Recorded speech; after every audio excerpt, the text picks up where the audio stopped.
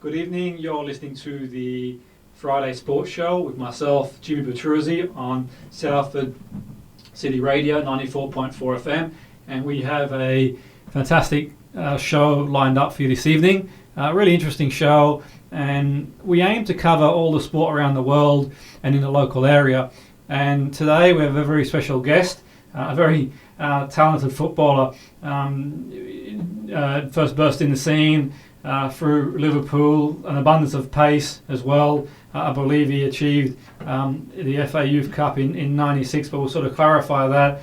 And he played for a few different clubs, and one of the clubs he played really well for was Bury. But, you know, we sort of cover sport around the area too, and we have a close eye and really pay a lot of attention to what goes on at Salford. It's our local club, and we've got an abundance of riches for football in the area and sport in general. And we've seen the meteoric rise of Salford, and obviously what money can do in terms of elevating a club. Now, that's not the only thing that's obviously been at the forefront of Salford's rise. Been a lot of hard work, and let's not take that away from them. But equally, not too far away from here is a club very close to my heart, and no doubt our guest as well. And we've seen a very sad plight. And irrespective of who you support in football, we are one football family. And, I've sort of kept one eye on recent events at Bury Football Club, and I felt dismayed, really. I don't know the ongoings, and you hear rumours and so on and so forth. But I think what's really important is to sort of, to get the message across that this can happen to any club at any point. Obviously, particularly clubs that are vulnerable are outside the Premiership, and football's a really important part of the community.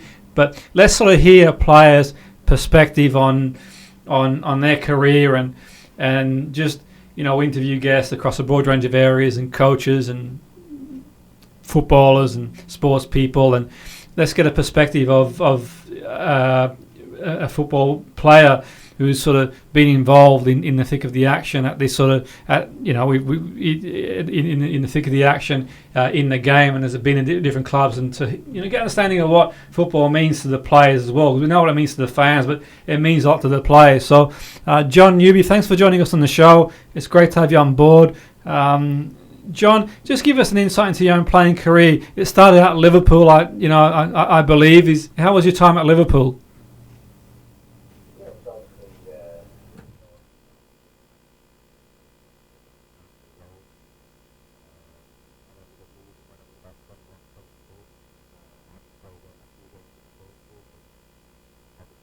From that area, he was a Liverpool supporter anyway. It's a dream come true to do that.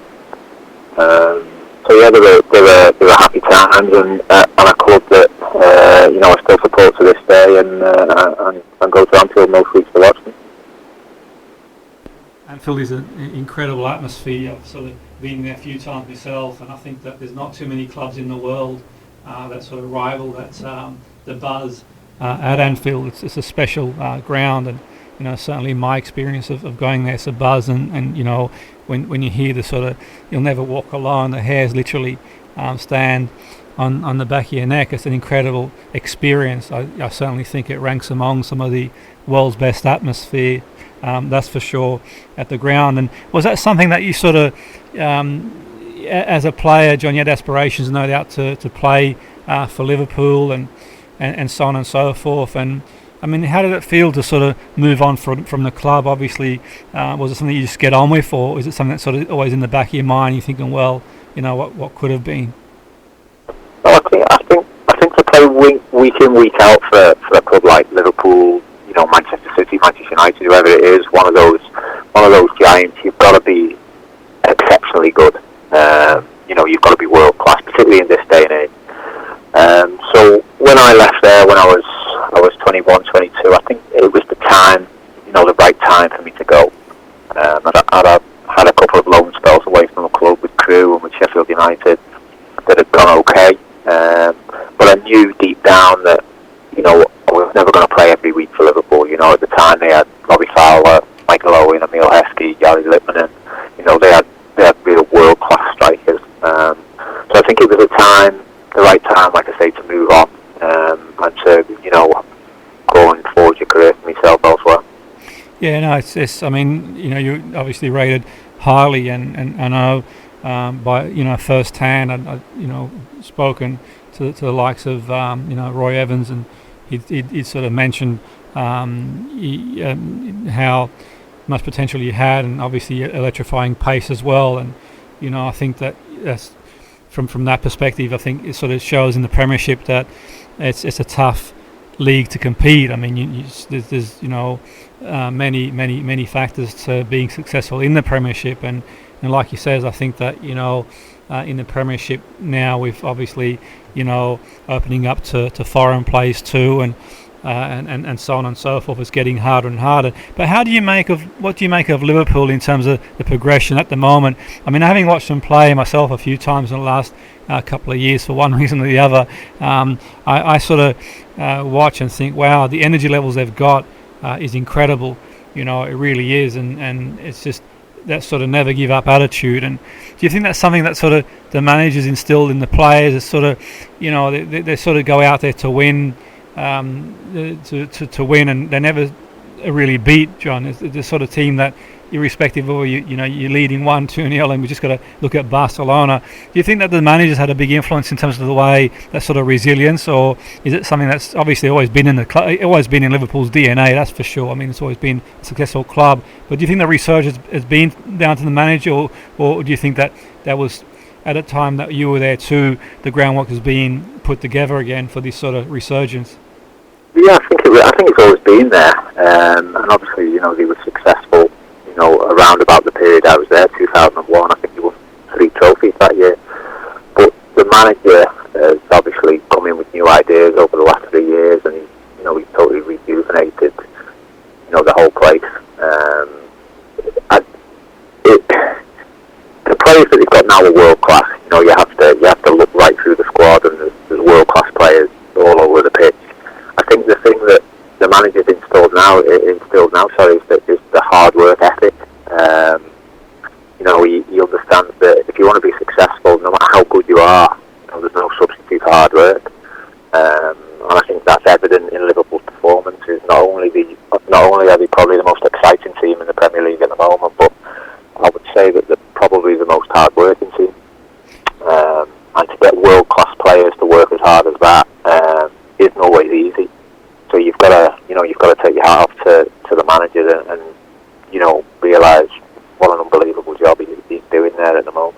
Yeah, no, that definitely, and that's a really interesting point you make there, John. I think that a few years ago I was at a conference myself, and it was a fitness conference. It was over at the facility, the home of football, the training ground, and I was there, and I was speaking to other coaches and trainers, and one thing that sort of dawned on me was sort of the ethos that at that point Liverpool were looking to bring in. I thought to myself, you know what, the sort of levels they aspire the players to be, and they're going to have to work really hard to get there physically. This was at St. George's, it was a conference, and I thought, well, will he be given that sort of time to make that transition, to get the players he needs to play that high tempo, heavy metal football, so to speak. So I think that it shows that the board had faith in him. They saw enough to sort of keep with Jurgen Klopp, and obviously they're reaping the rewards for it now. They could have easily won the league last year. They won the Champions League. And do you think that's important sometimes, John, to stay with the manager as well? We see in the world we live in these days, so the managers come and go, and Chelsea last year we saw the manager put under a lot of pressure and would eventually leave or parted company, whatever happened, who knows. But do you think it's important to give the manager that extra year or two just to build things and put there, because I know you've had a stint in management yourself too, and so is it important to give the manager that time to build a team in his mould? Yeah, I think so. I think everyone wants instant success, don't they? Certainly the big clubs, but sometimes I think you've got to let a manager grow into the club, and also let the club grow around the manager.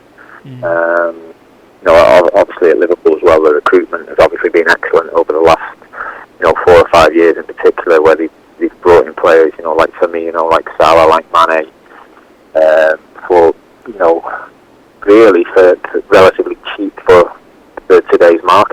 if you're looking at all of those players not costing above 35, 36 million pound, then I would sure all of them would be worth at least treble that now.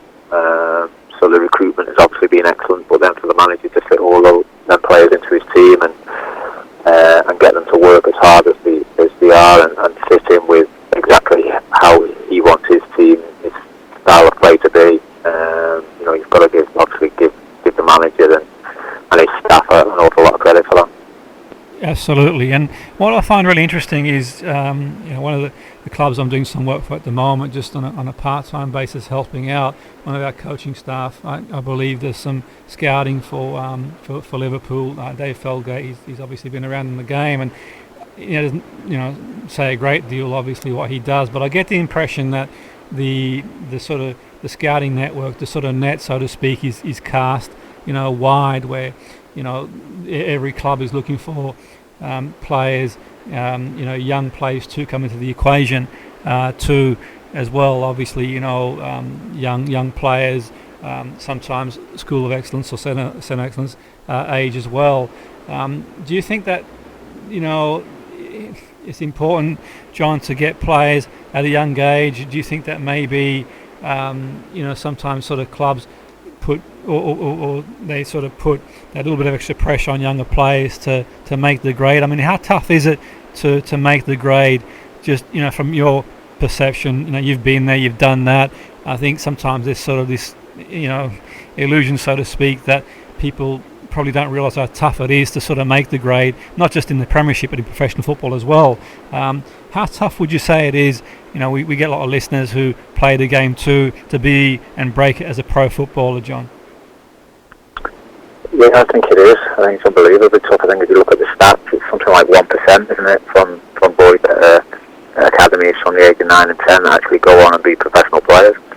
And there's an awful lot of academies around the country, so 1% is such a small number of those boys who set off to have a dream of playing football. But I think it's a tough ride for players, it's a tough ride for parents at times in academy systems.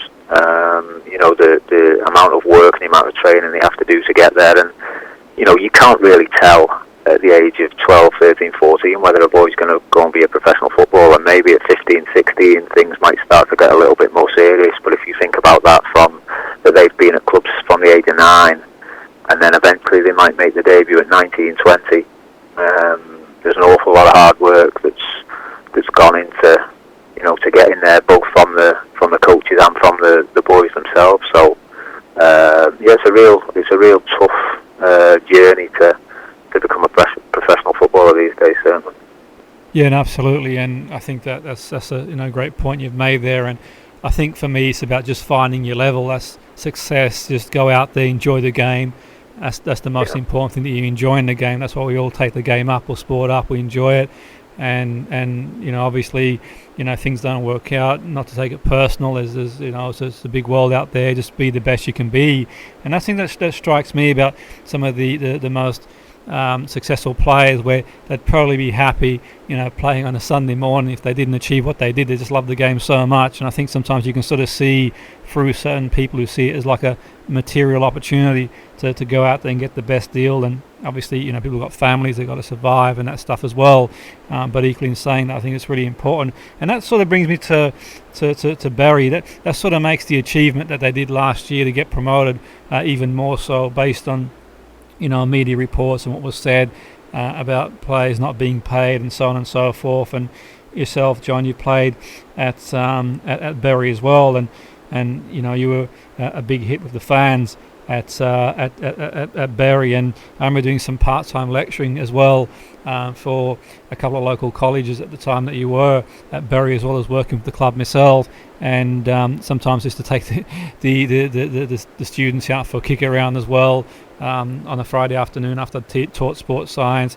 And some of the students, you were their favourite player, John. They sort of, as you do, you sort of, call yourself a certain player. We've all done it growing up. I'm going to be this player type thing, and Newbs was the name for some of the young players coming through. But your time at Bury, John, describe what it was like, because obviously, you'd moved on from Liverpool, you'd been on loan, but you seem to have settled in Bury. I think everyone's got like a perfect fit. Bury seemed to be the perfect fit for you. You had abundance of pace, you sort of burst on the scene, and were playing really, really well. Describe your time at Bury, John. Yeah, it was like you said, Jim. Sometimes you go to a club and you fit straight away.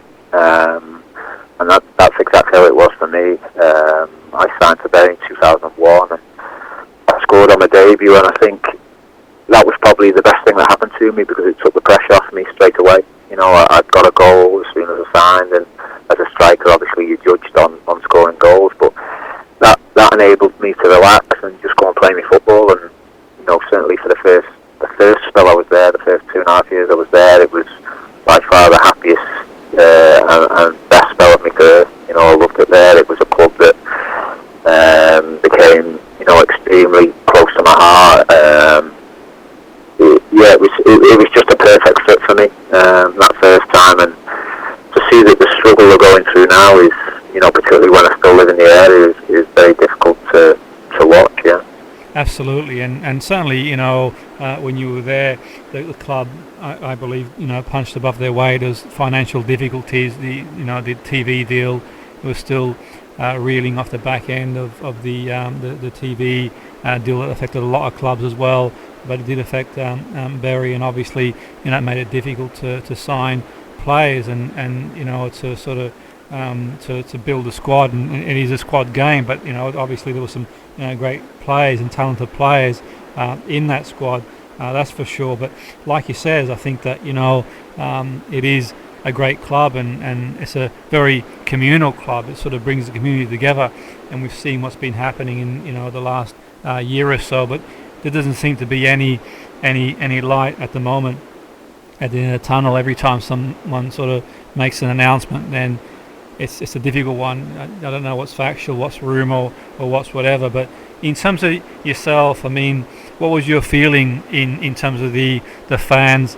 John, do you still have a relationship with them now? Or, I mean, obviously, you make a big impact at the club. But do you still have a relationship with the fans now? Do you still keep in touch and aware of what's going on? Or yeah, because like I say, I'm still living in and around the area, so you're in and around supporters all the time. I wanted to go down to Gig Lane last week just to show me support to the people who were good to me when I was at the club. Like you say, it's a community club. I think it's very, very difficult for people who football becomes a way of life for people. I know supporters have been going to the game for 40, 50 years, and to have that taken away at the blink of an eye is going to be extremely difficult for them. So yeah, I went down last week 3 or 4 times just to speak to the supporters and offer me help in any way that I could. And to have 3 or 4 grown men cry on your shoulder because their football club's being closed down is, it's very difficult to watch. I'm sure for some people in the world who aren't that into football, if you like, that they're wondering what's going on. But like I say, football becomes a way of life, and once you support a team and that's your team, you can't go and support anyone else. It doesn't work. It's not the same.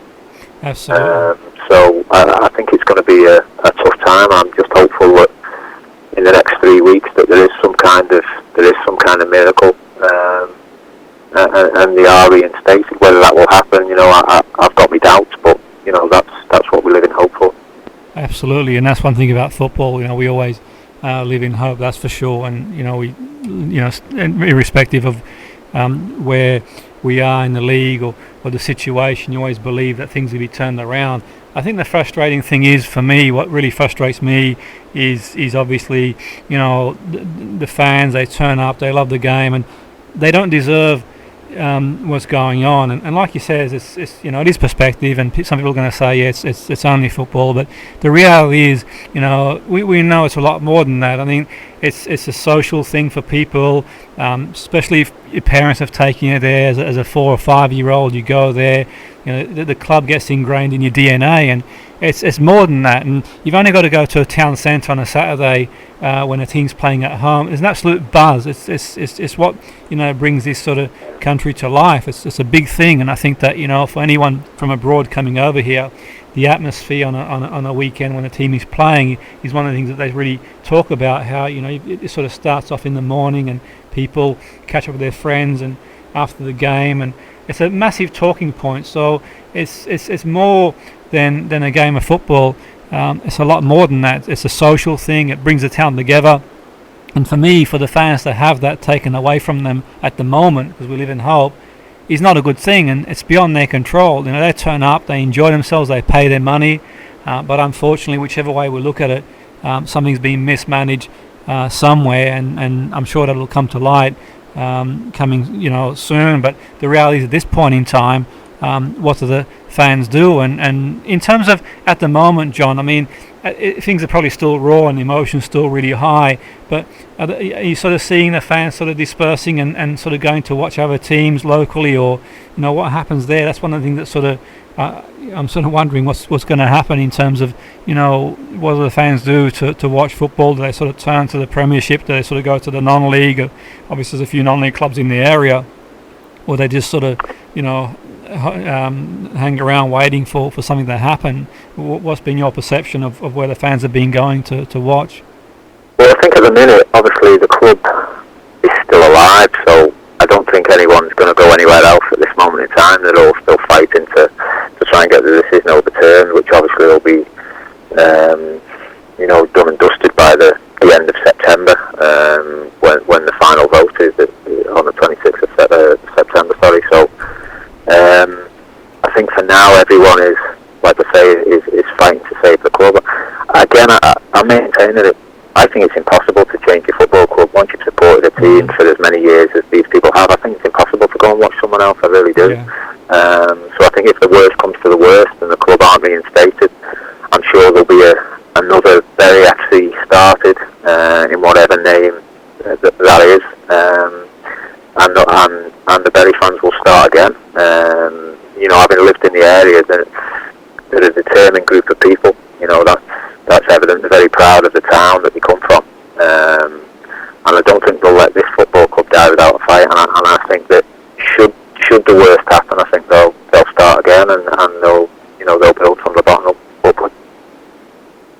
I mean, I sort of agree with those sentiments. I mean, Bury is a great place. I really enjoyed my time in the area and met a lot of good people and made a lot of good friends who I still keep in touch with now, and obviously not too far away now, and every now and again I pop back into the area as well, and there's a resilient town and great people, absolutely, and very welcoming people as well.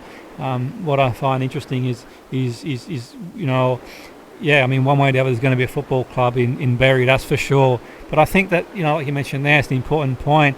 I don't know how it's going to be in terms of if a Phoenix club, starts again and sort of rises from the ashes and the debris of what's happened. Will it be the same? I sort of try and put. I mean, I'm a fan myself, and obviously I keep an eye out for Bury, and I've had the opportunity to work for a number of clubs I keep an eye out for too, and still involved in the game now. From a fan point of view, and I make no secret, I've always been a Napoli fan. It's sort of one of the things, really. But I couldn't imagine, John. I just could not imagine the club shutting down and starting again.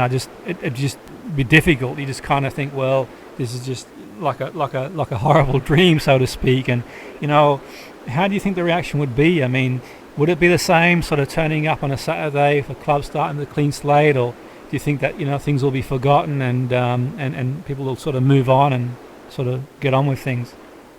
No, I don't think it'd be easy. If that was to happen, but there are examples of it happening and of clubs being successful. Chester, Darlington, Halifax. There's 3 clubs to name, and I know 2 of them are in the Conference North, and Halifax are flying in the conference at the minute. So there is evidence that clubs can restart at tier 10, was it North West Counties for a lot of those clubs, and try and work their way back up to where they were before. So I think the one thing that Bury will always have in their advantage at non-league level, should be dropped to that, is they're always going to have a relatively large fan base for that, for that level.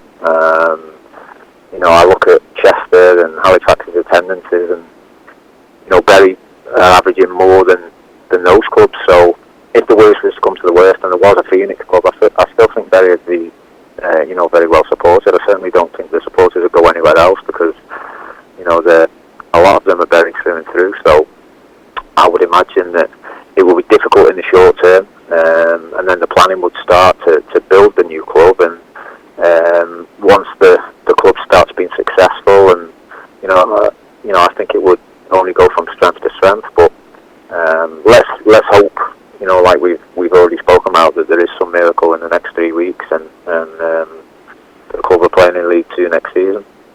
Absolutely, so that's a great point there, and I think it's one of the things where, from a logical point of view, when I try and sort of think, things and sort of from a detached point of view, and think, okay, it might not be a bad thing to start and with a clean slate and so on and so forth, but then when you sort of get involved on the football emotional point of view, you start to think, well, you sort of dread to think it's not like a company, an organisation where you sort of start again. It's football is in people's DNA, and from parents to grandparents to great-grandparents who've sort of gone there, and we're talking like over 100 and something years of tradition there. It's really challenging, but like you says, there's always hope, irrespective of whatever outcome happens, and hope for the best. But if the worst scenario happens, and obviously the club starts again, you've made some great examples there of clubs getting through, and we only got to look not too far away from here, Salford, at that point. I think when you're at Bury, John, Salford, or going back even a few years ago, just going back 5-6 years ago, they were in the Conference North, and with investment, they've sort of flying through the leagues, and they're in a healthy position, and long may continue, and I hope they sort of carry on and keep going through the leagues. But yourself, John, you've been involved in non-league as well.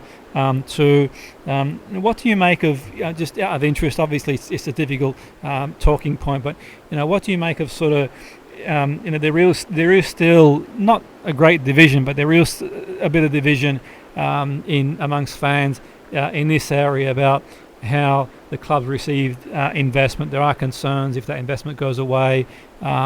I think it's one of the things, I'm being open on the situation. I think that if you've got it, fantastic, just as long as the sort of, no club's immune to what could happen, obviously, but you sort of ride the wave. But what do you make of it in non-league, when sort of a non-league club comes into heavy investment, John? What's your sort of perception on that? From you got sort of divided opinion amongst fans. Some fans sort of see it. Obviously, other clubs it's frustrating as well, because they sort of don't have that investment to compete. But what do you make of it all, John? The investment in obviously some non-league clubs who've made their way up into the league, like Salford. I think it's there's different cases for every club. I mean, I think what I find difficult is when an investor will come into a non-league club and will throw ridiculous money at it for 2 or 3 years, and then when it hasn't worked, he ups his money and he leaves. I think that's where it becomes really difficult. Now, you look at the likes of Salford or Fylde, for example, and they've got continued investment from people who want to run the club in the right way. And it might not be to everyone's taste, the same as it wasn't to everyone's taste when Abramovich came in, or when the new owners at City came in, where they're able to throw money at clubs, and all of a sudden, people say, well, they're buying leagues, or they've still got to go and win those leagues. The managers have still got to get the right players in. So just because you have a lot of money, it doesn't always make it easy. But I don't think like you say, it's not to everyone's taste, but if people are coming in and investing in football clubs and they're there for the long term, then it's at least they're going in and they're running the club in the right way, and that, as long as they're doing that, then I don't think anyone could really have a major issue with it. Absolutely, I think so. I echo the same sentiments, and I think it's a good thing in general for the area. I think that the investment we've seen at City as well, and it raises the bar, and it's one of the things really. You just got to raise the bar and obviously catch up, and it's a good thing for football in the country as well. I mean, City, they look to produce players too, and we've seen some great players being produced, but also then it's sort of, it produces new rivalries. The City-Liverpool rivalry, it's a relatively new rivalry. Liverpool's got, you obviously more tradition in the sense that they've been winning things and been up there for much longer, but at this moment in time, City, obviously with the investment, has proved not necessarily say a thorn, because Liverpool still won things and still been really competitive, but we've seen how even without that sort of investment, a club with a lot of tradition like Liverpool, if they do the right things and have a great manager, that they can compete, if not even more. So it'd be interesting to see what happens, and it'd be great to get your thoughts on how they'll do in the forthcoming season. But the point being is that I think it's a good thing as well, providing that obviously they hang around and it's done properly. And we've seen it on both ends. We've seen investment, or people coming to clubs and promising investment and promising the earth, but I don't think they realise just how difficult it is sometimes in football. It's very difficult to see football as a business. And I think, do you think it's important, John, in football that you've got a balance between, say, business-minded people but also football people too, like the likes of Salford? You've got a business person involved, but also football people who understand the game really well, in terms of the infrastructure at director level. Yeah, definitely. If it was all business, then I think we've got big problems for the future of the game.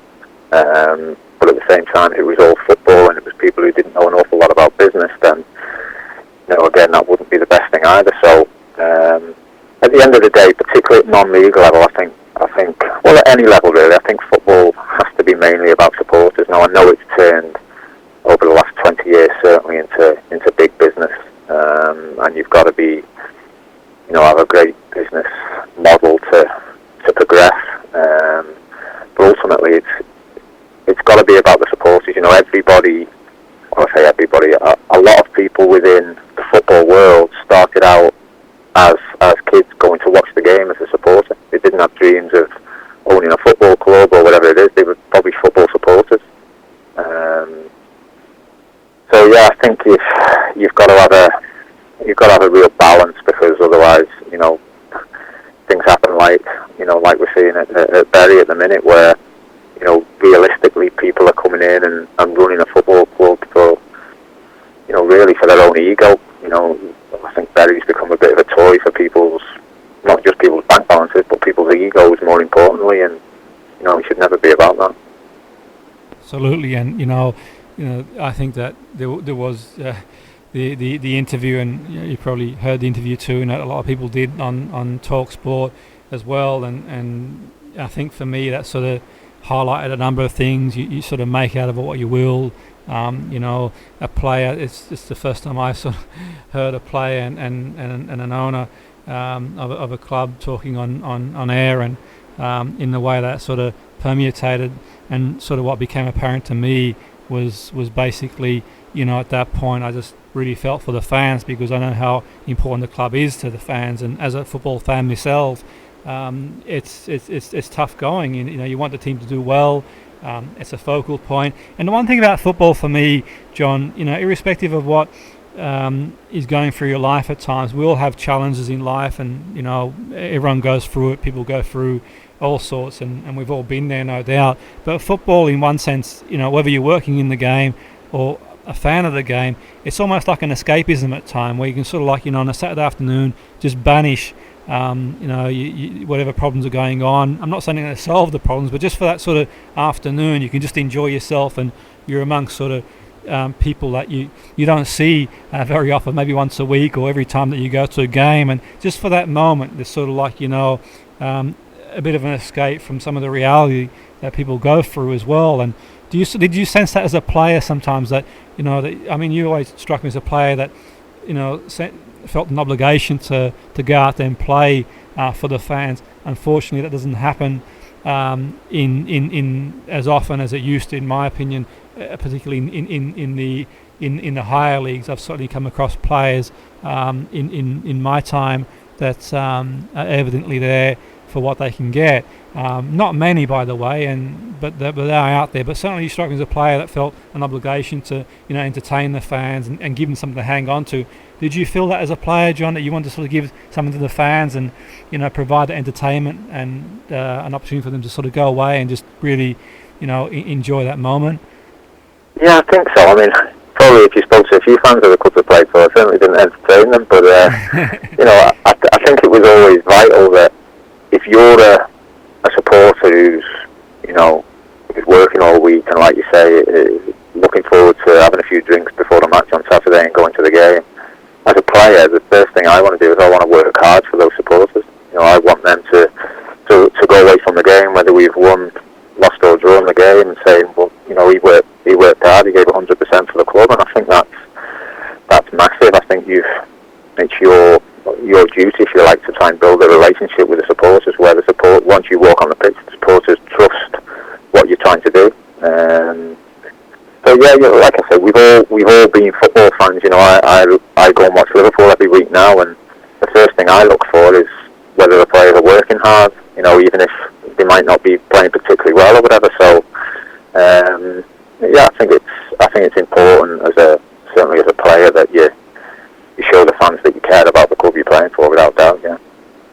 Did you think when in terms of is that something that you think sort of comes down from the top down at the club, in terms of everyone sort of singing from the same hymn sheet as well, where if you've got a club all sort of batting together and focus and singing from the same hymn sheet, then they're on the way going forward. And yeah, I do, definitely. I mean, I think you only have to, again, I use Liverpool as an example.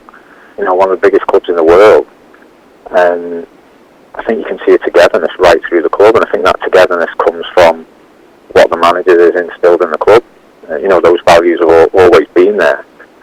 But I think you can, if you're looking for a club with togetherness at this moment in time, I think the fans are with the team are with the fans. So yeah, I think it's massively important.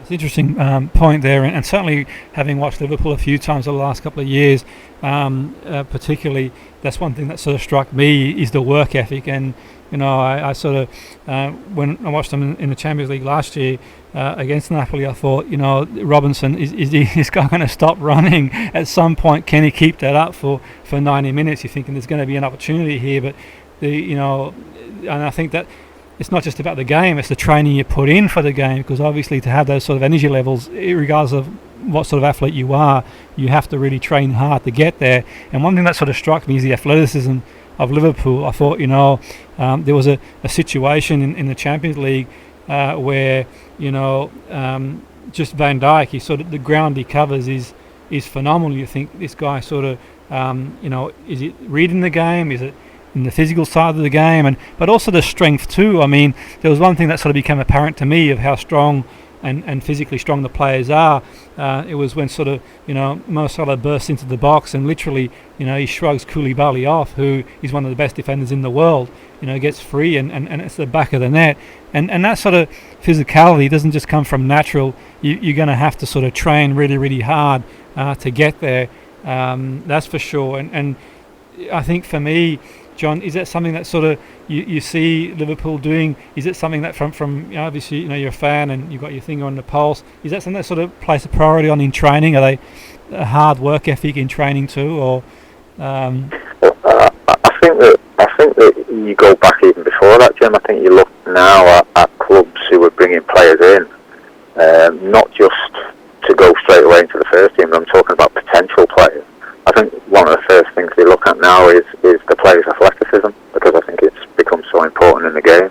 I don't think you'll get many players playing in the Premier League now who aren't good movers, who aren't good athletes. So I think that's almost become as important as your technical ability now. Yeah, but do you think there's a danger too that what might happen is you sort of the teams start recruiting on physicality?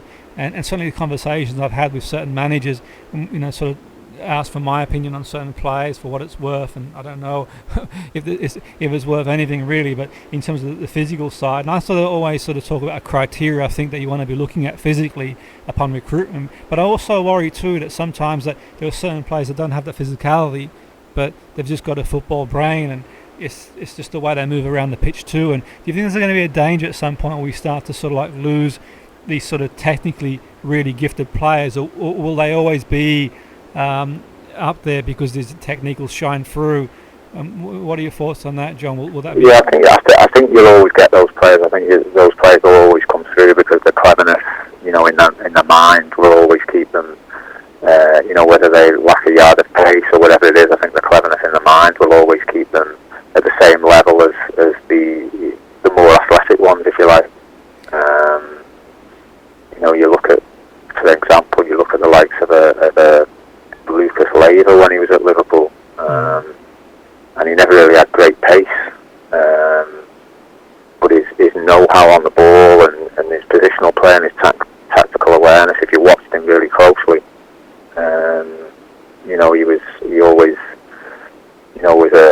was such an important player for Liverpool in the later years that he was at the club. So players like that, I think, will always come through. Yeah.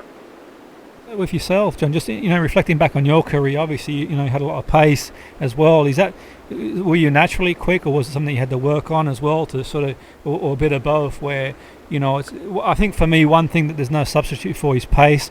I make no secret of the fact I've always sort of really made a big push for getting players with pace as well. Sometimes disagreement with managers over the years because they obviously see things a little bit different, which is fair enough. But for me, pace is no substitute for it. And what do you think, John, for yourself? Was it something you worked on hard, or did you just have that natural acceleration as well? I was lucky in that I was naturally quick. I think there are things you can do now, to increase your power, and obviously you know more about that than me, Jim, with your background. There's certainly things you can do to increase your power and your strength to possibly, give you that extra half a yard or that burst of pace, that change of pace. But I was fortunate that I was naturally quick, and I enjoyed running as well. So yeah. That's the thing, and I think that I think where pace is concerned, a lot of it is sort of genetic in terms of muscle fibers and that sort of stuff. But you can get as quick as you can and as fit as you can. And I think for me, at the point where you sort of came through, it was almost like a transition, I think, in the game where we started to see that all of a sudden, at that point there was sort of a big emphasis on athleticism and speed and so on and so forth. And I think that it was important because obviously the demands of the game now are a lot more than what they used to be. You could argue statistically because obviously the training methods are different, and you go to even non-league clubs now, they've got like data analysis, they've got sports science and that sort of stuff. And that's why I think we sort of see shocks, if you want to call on them, in the FA Cup and Cup games as well, where a small club can go to a big club on the day and get a big results. But let's sort of just reflecting back on your career, John, is there any memorable sort of moments for you yourself? Obviously the FA Youth would have been a great moment as well to play with such a talented group of players as well too. But just generally speaking, in terms of your own highlights of your own career, do you sort of have anything that sort of comes to mind? Well, obviously, making my debut for Liverpool in the Premier League was massive for me. As a kid who stood on the cop every week, to then play at Anfield in front of 45,000 was a great moment. But I probably look back. I know that might sound daft. I probably look back on my time with Derry with a little bit more fondness because it was week in, week out of playing first team football. So scoring on a debut for Derry, getting to playoffs and trying to compete in them.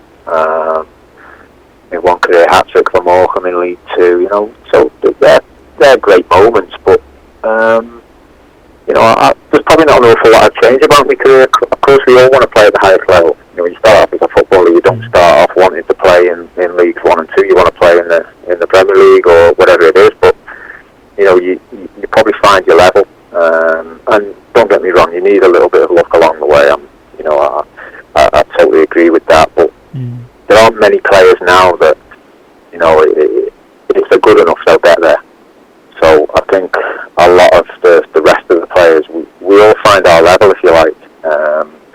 And there's not, like I say, there's not an awful lot I've changed. I enjoyed my career and got a lot of good memories from it. Got some bad ones as well, of course. But that would be the same for any footballer. So it was enjoyable. Yeah. Yeah, I think, like you said, I think that the luck comes into it, where injuries and things like that are really things that we can't control. Obviously, you can do the warm-ups and do the strength work and give yourself the best chance not to get injured, but you can't legislate for certain things that happen in the game and niggles that we pick up for whatever reason, and that makes it tough too. But obviously, like you say, to play for the team, obviously supported as a lad in front of a full house at home, so to speak, must be an incredible experience to look back on. But the week in, week out, performing as well, to be at Bury, and obviously you were certainly a crowd favourite there. And just out of interest, was there a point when you sort of realised that sort of the crowd took you on board in terms of scoring a goal helps early on in your career at a club, but is there a point where you sort of felt that connection with the club, because you seem to have that sort of bond, and the fans really took to you? Was that sort of something that you sort of sensed at a certain point, or? I think I was a little bit lucky, really, Jim, because when I signed on loan, the team hadn't won in 14-15 games. They were out of winning in 3 months. So I think if anyone had come in at that time and done well, they'd have automatically been a fan favourite, if you like. So because I came in and had such a good debut, and it kind of changed the fortunes of the supporters at that time, if you like, because they'd gone so long without a win, and in the next 6 games we actually won 4 and drew 2. So I was lucky in that my arrival coincided with a real upturn in the team's performances and the team, more importantly, the team results. Had I come in and it not gone so well, then things would have been, could have been very different. So I was lucky in that sense. But I like I say, I just think that the fans appreciated the fact that I was someone, along with many others, by the way. I was someone who they could see week in, week out would always give 100% and would always work as hard as I possibly could. And so yeah, they were good times. I was proud of playing over 170 games for the club. I was very proud of captaining the club for 6 or 7 months when I did. So yeah, they were good days. Yeah, I mean, my perception was, John, it's obviously you sort of coming from Liverpool, and the sort of people knew about your ability. I think you sort of give the club a lift. That's just sort of my perception, in the sense that we've got some pace on board. We've got someone who can hit the back of the net and sort of provide something a little bit different to the club too. And I think that really helps when you've got someone coming in like that. What I find interesting as well, that sort of you mentioned there, and we've got a lot of listeners in the game as well too, and listeners that support all many different clubs in the area as well. What I find a little interesting there is that at the time you're at the club, John, there's just like a transition, and I was sort of reflecting back on my time as well. I managed to spend a few years there and sort of help out at various levels, and I sort of looked at some of the young players coming through and some of the players that were in the first team at that point, and it sort of shows the pedigree. And I'd been to the club a few years earlier, working a number of years earlier, working for a different team, and this was in the old championship. And at that point, I sensed the pedigree at Bury. They weren't a club to be taken lightly. So when I sort of started working there, I thought, wow, these guys have got some good players. And when you look back and you think, the club has got a great deal of pedigree, where some of the players then have sort of gone on to play Premiership football, and obviously some have had good managerial careers and that sort of stuff. But do you sort of reflect on that, John, and think, wow, there were some really, really good players there, fantastic group of players and good young players, and that sort of make the demise of the club in respect to off the field that much more difficult, do you think? Yeah, I think it's sad, because like you said, the level of players that's gone through the club has been excellent, really. And particularly in recent years, in the last 6 or 7 years, I know that the youth system within the club has been, outstanding in terms of the players that they've produced and then sold on to Premier League clubs. I know that players have been sold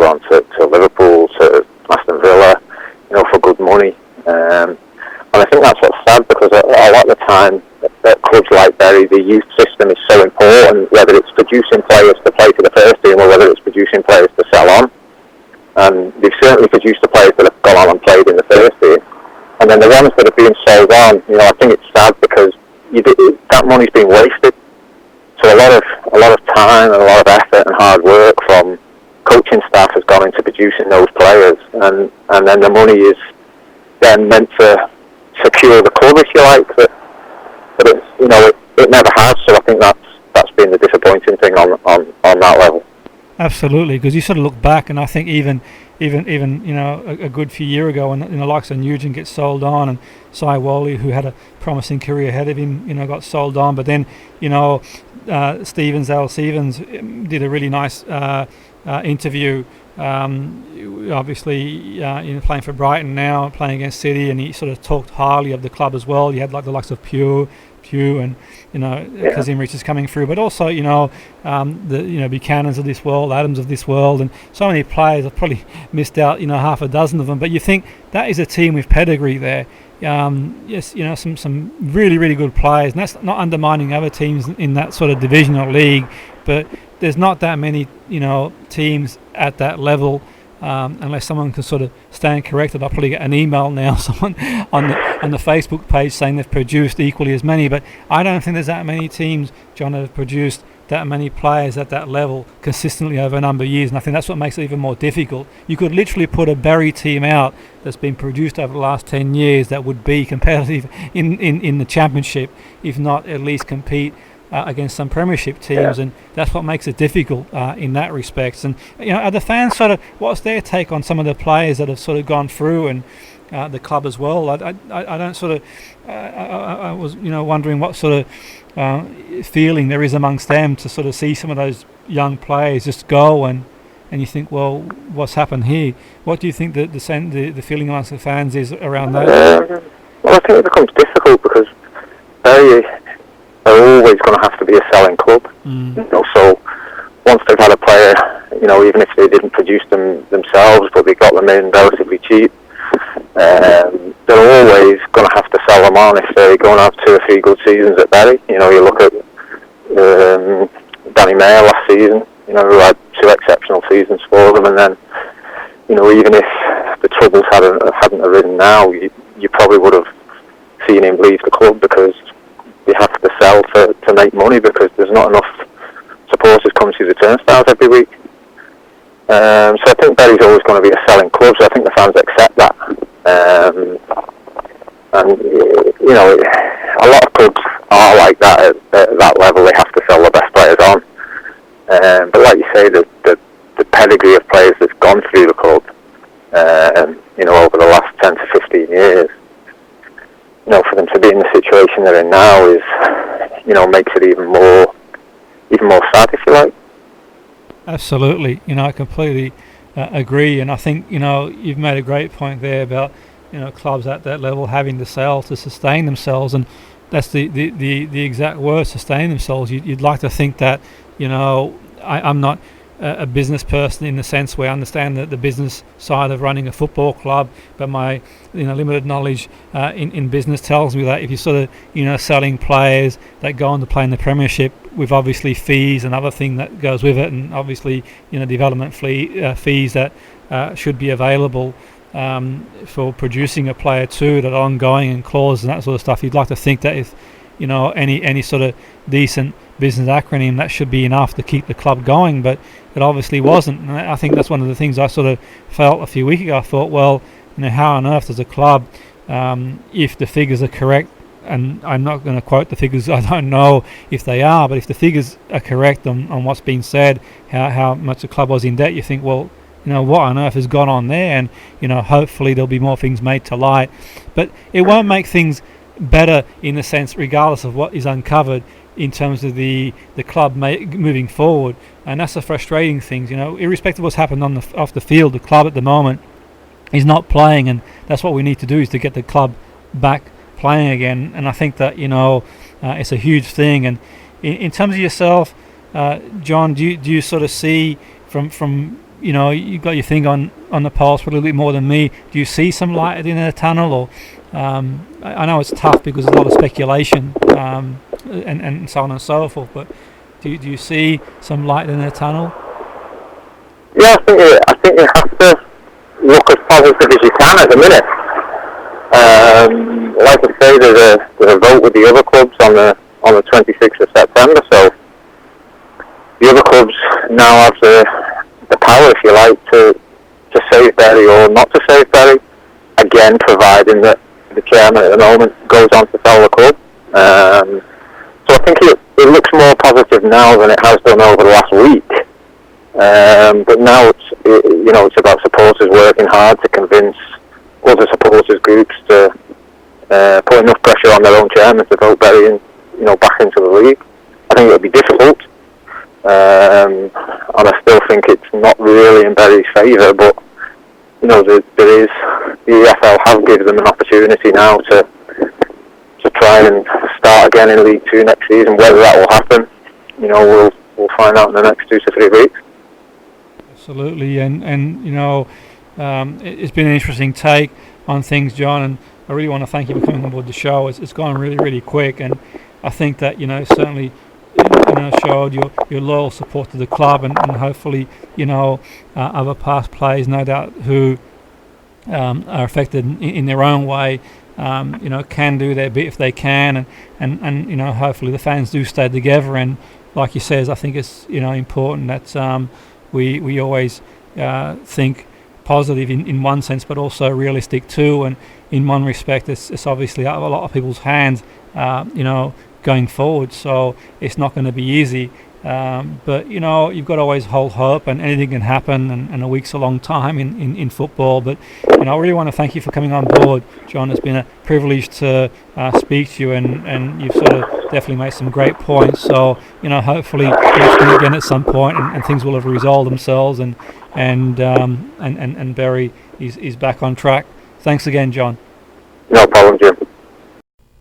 A fantastic guest, Jon Newby, who burst on the scene at Liverpool and would end up playing for a number of different clubs, but really made his home in Bury, and a reputation for being an electrifyingly quick player. But it shows you in this world of football these days, how much the clubs do matter to players like Jon, and it's a refreshing change to hear what it really, really means, and Jon being the next player getting behind the Bury cause. So I want to thank you for all listening. It's been a great show, an emotional show in one sense. Obviously, we don't want to see any football club struggle in the way Bury has been, but it's been a fantastic show, and I look forward to having you back on board the show, same time, same place next week. Have a fantastic weekend.